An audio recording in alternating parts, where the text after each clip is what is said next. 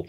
What John Bercow did was outrageous, obnoxious, and should have been dealt with, whether it was in the Houses of Parliament or whether it was in a school, university, corporate enterprise or government.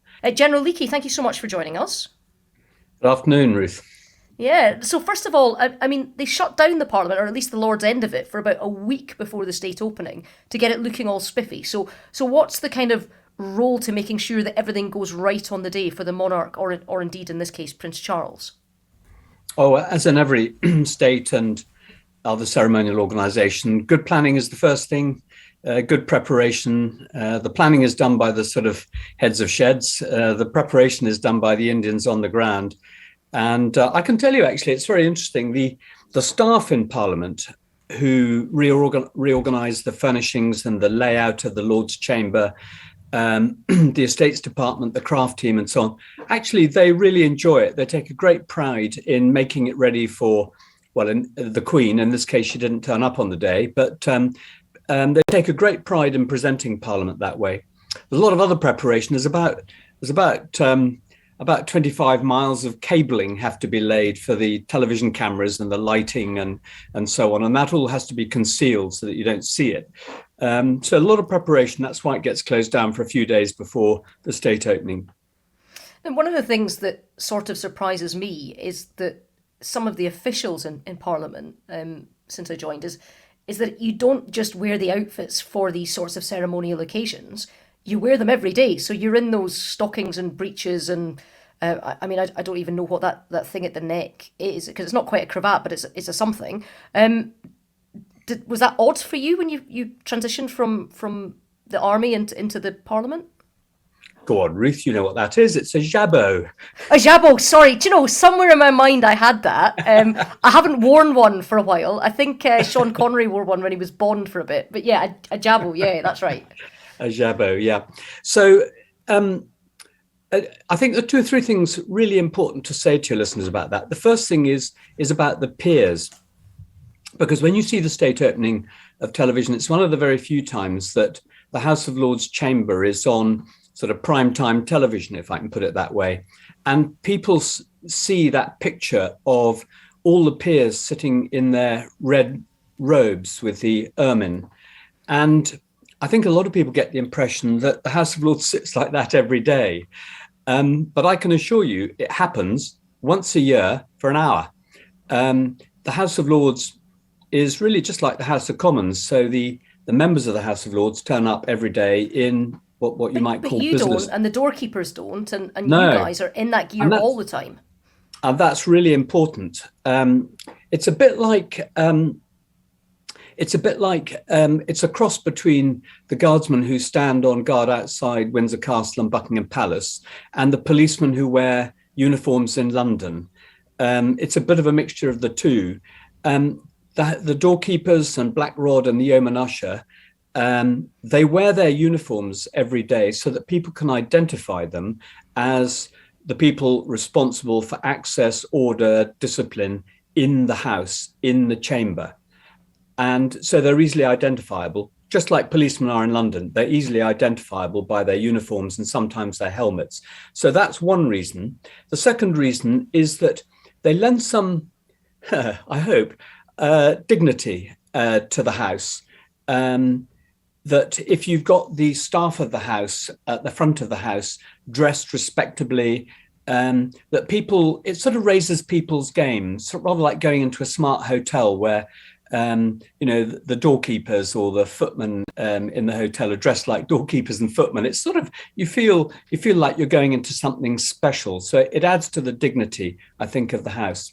And the third thing, and I think this is very important, is so often in our history, we sort of rubbish our history and our tradition and background, but you can't rubbish it and you can't just discard it. The wearing of these uniforms is part of the legacy of our heritage, and that legacy and those uniforms and the way we appear and behave are the fibres in the rich fabric of our culture, our background, our tradition, and our parliament, frankly. So for all of those reasons, that's why we wear the uniforms every day. And it's interesting talking. I speak a lot to the public to schools and universities, um, pubs and clubs and charity events. And people think, generally, when I say to people, should we bin that sort of thing? People say, absolutely not. It'd be a bit like saying, let's not have guardsmen standing outside Windsor Castle or Buckingham Palace. It's part of what we expect. It's part of the heritage. It's part of who we all are. But do the people that do object, and there's been a lot this year particularly because of the cost of living crisis, how difficult things are in the country, that say, putting on a Rolls Royce to carry a crown from one building to another, a separate Rolls Royce, when there's 1 million people that are accessing food banks in this country, shows a gap which reflects badly on our institutions, including our parliament. You can take us. You're right, and people will say that, and they've got a point. And the people who are most hard up at this point, and it is dire for some people. I mean, I know that very well because I'm involved in helping some of those people out. So I absolutely do understand it. But even some of those people who I help out, and they know who I am, and they know me, and so on.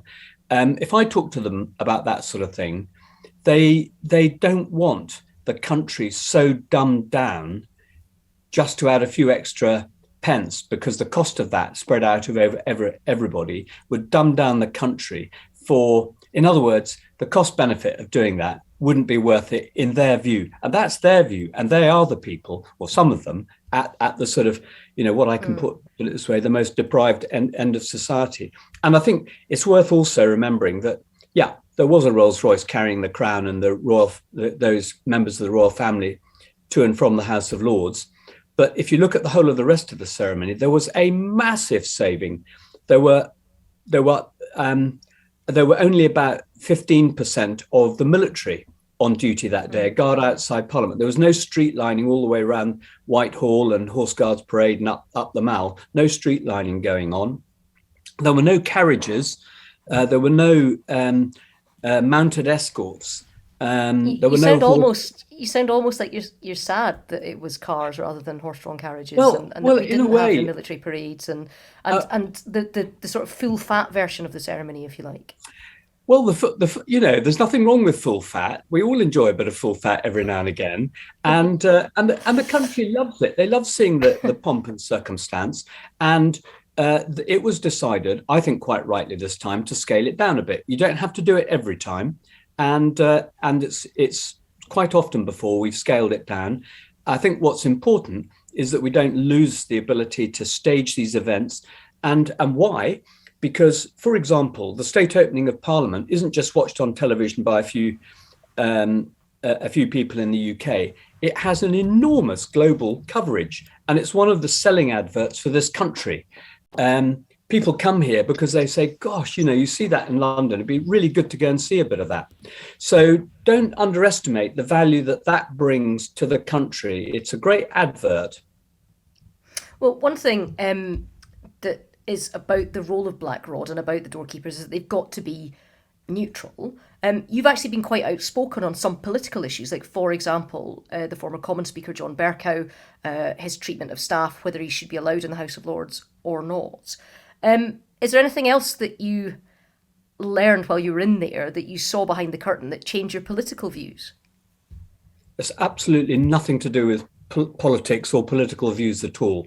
What John Bercow did was outrageous, obnoxious, and should have been dealt with, whether it was in the Houses of Parliament or whether it was in a school, university, corporate enterprise or government.